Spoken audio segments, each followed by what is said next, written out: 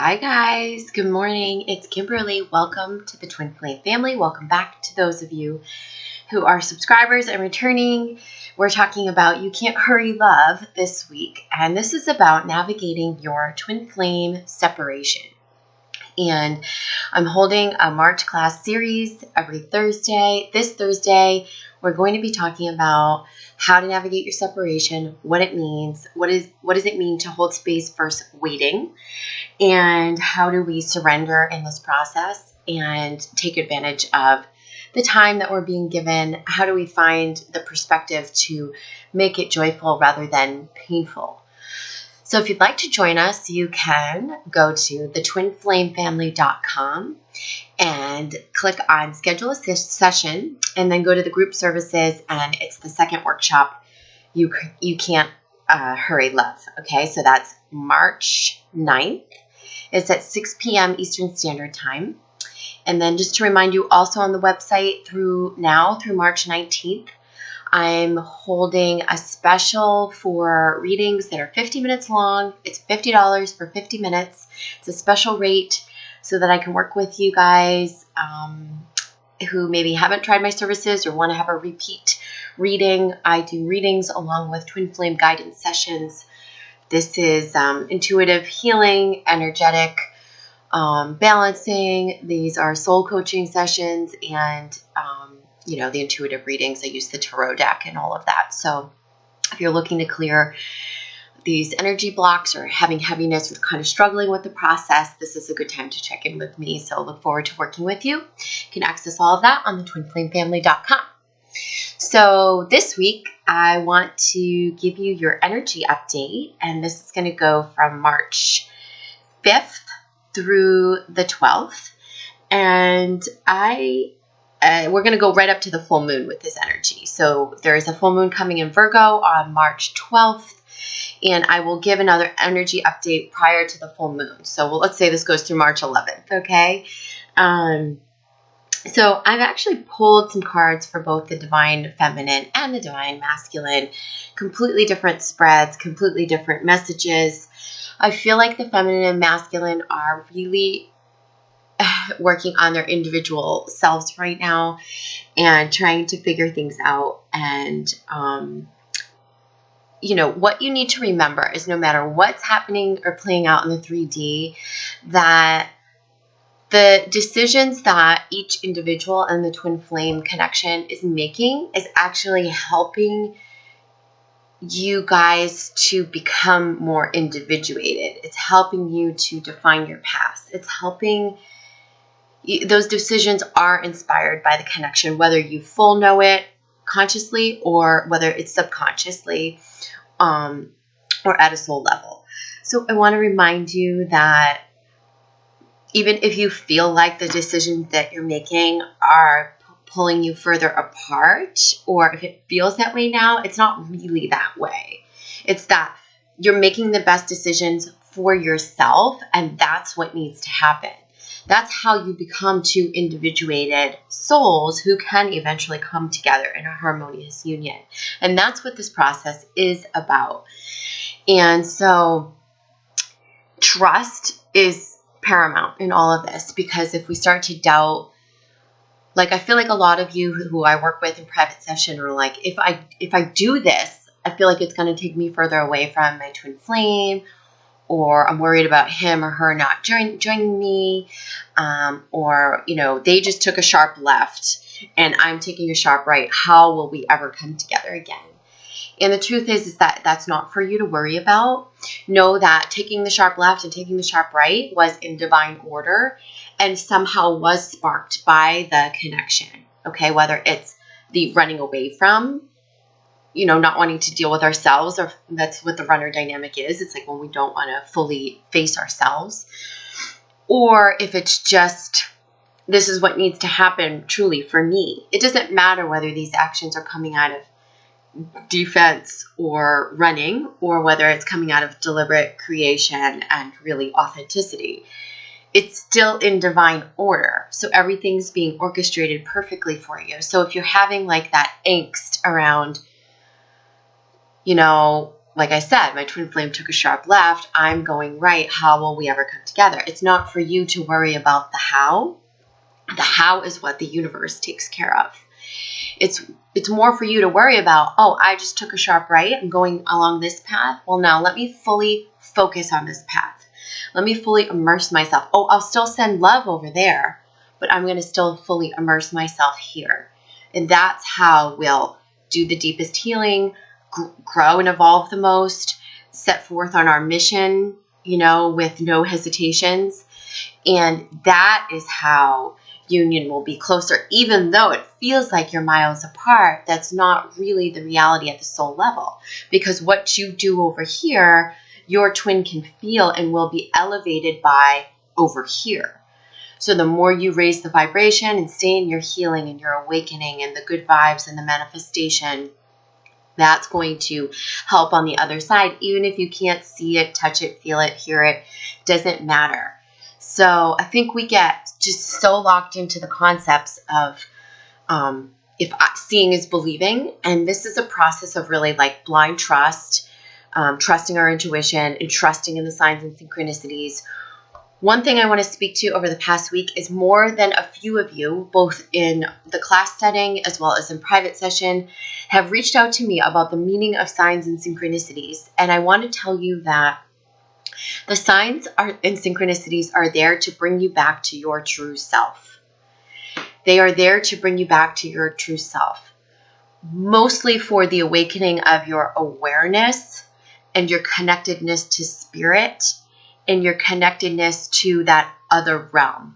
The sight unseen is like, wow, this exists, but it's not tangible. How am I getting these affirmations or these signs?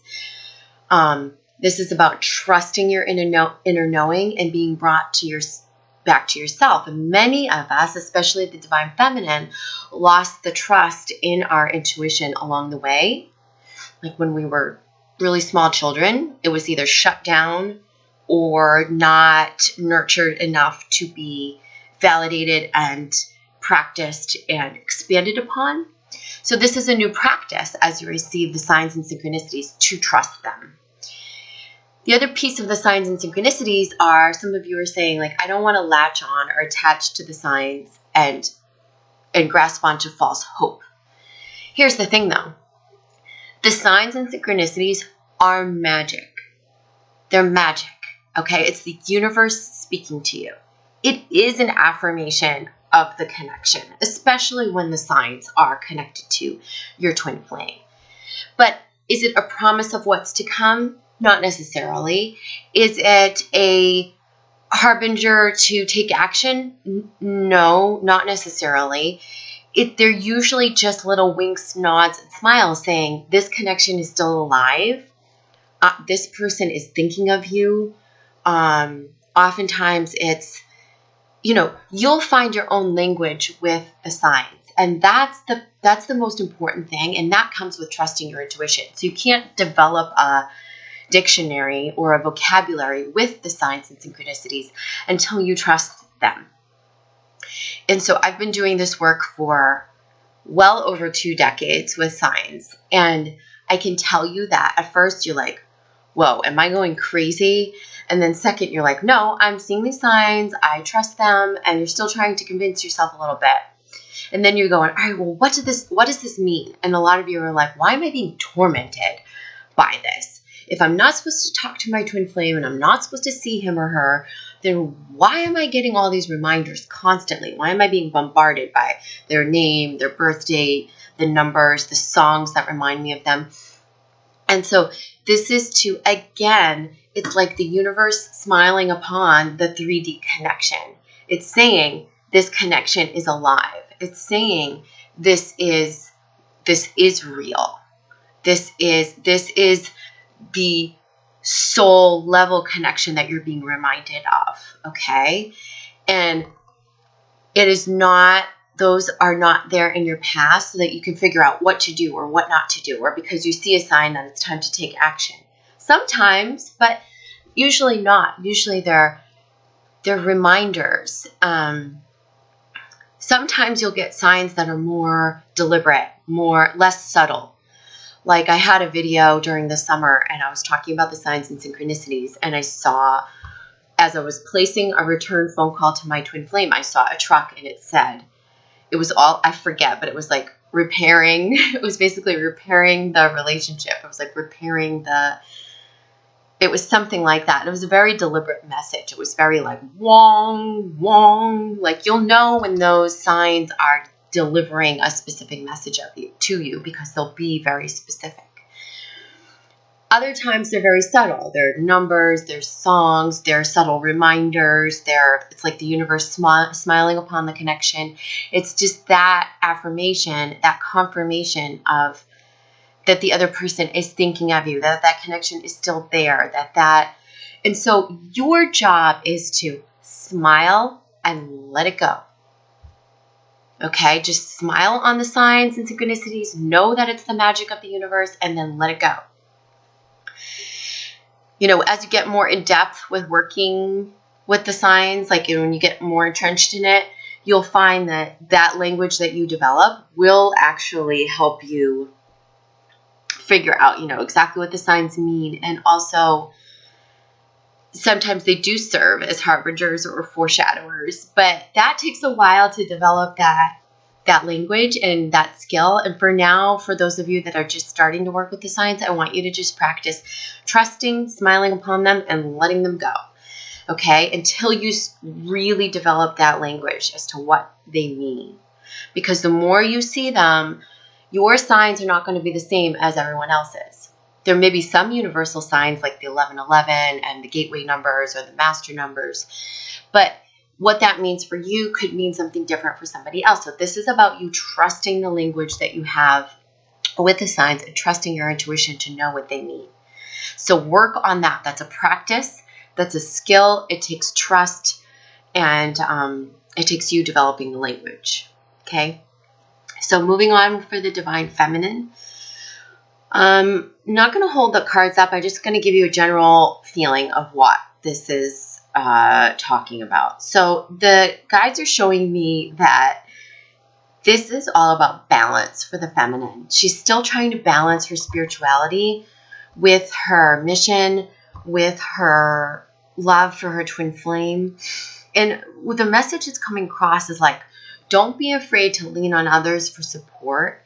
And also, the sky's the limit. Okay, so we're sometimes capping ourselves with this ceiling that doesn't really exist. And remember that we can't reach for the stars or get to that, you know, high peak, that place that's up here, that really high place, that place where we manifest all of our dreams. We don't do that alone. So we must find our allies, find our friends, find our high vibrational soul tribe, and lean on them for support, guidance, knowledge. And then this is also about connecting with others so that we can share our gifts as well. So that others lean on you in a reciprocal way for the guidance, the healing, the knowledge.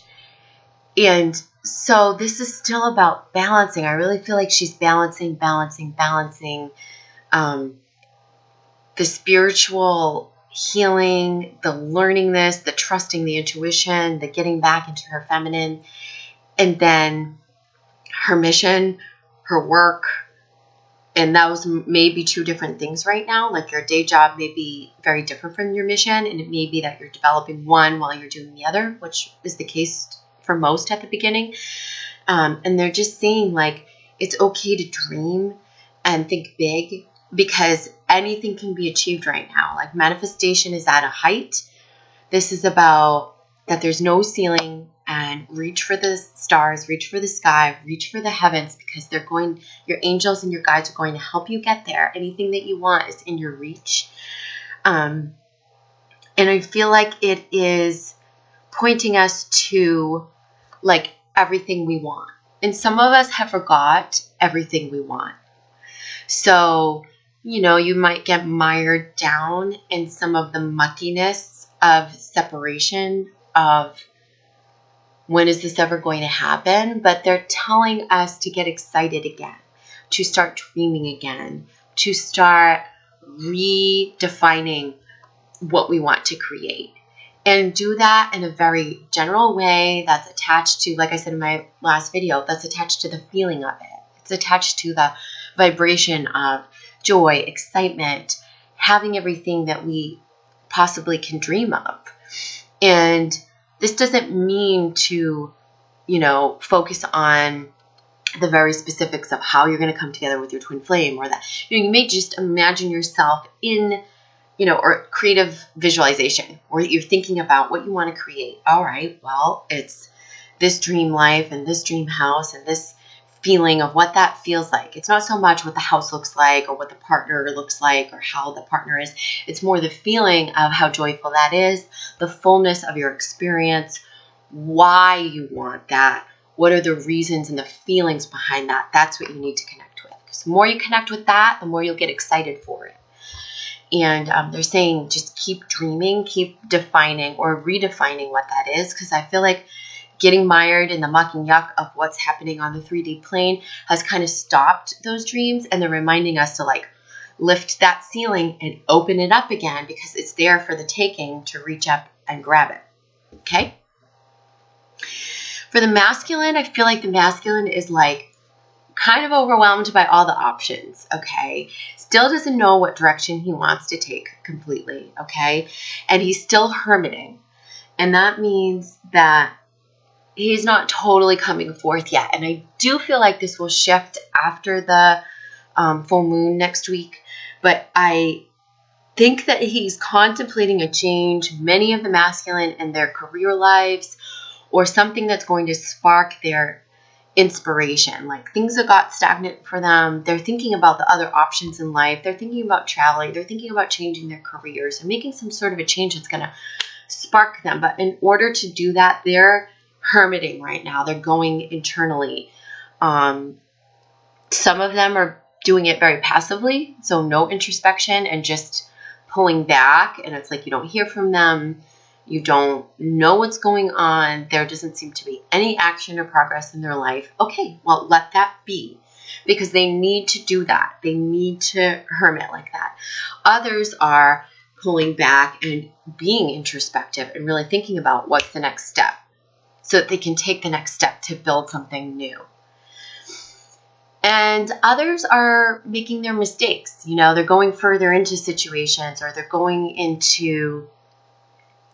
deeper into the things that have been calling them, just so that they can learn their lessons, their final lessons, they're clear their final karma before they would be ready to come back into union with the twin flame.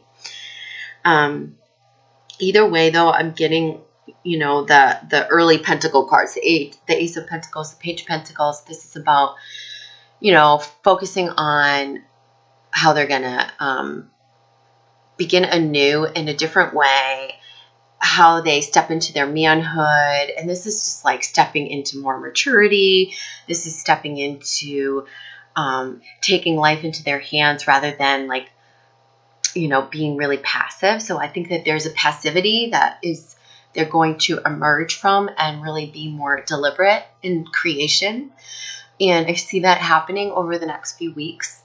And that will bring a renewed energy to the divine masculine. And also it'll bring them confidence in their masculine traits, because the passivity is more feminine. And that has been just for the masculine. It's been just lots of indecision, lots of, not taking action. And those aren't masculine traits. So the masculine is basically going within, or really being withdrawn right now, or going deeper into passivity so that he can emerge fuller into the masculine traits, which is taking action, being strong, creating a new path, and really stepping into the, being a manifester, being a worker, being a hunter, being the, and claiming his femininity, which is creation, because they're showing me that he's creating something new. Whether he realizes it or not, he's going to emerge from this period creating some sort of a new beginning. And it's either going to emerge from, like I said, passivity, the contrast of that, like wanting to get out of that stuckness, taking action, or it's going to come from like just stepping back, withdrawing, and then wanting to propel forward. Or it's going to come from going deeper into mistakes or going deeper into lessons, having those karmic lessons play out, and then that creating the clarity that the masculine needs to move forward. So I hope that's helpful for this week. I'm going to leave it right there. If you have questions or want to talk deeper about your journey, the collective, what this all means, please let me know and visit the site, thetwinflamefamily.com, book a private session, or join us in class on Thursdays in March. All right, see you soon. Take care. Bye-bye.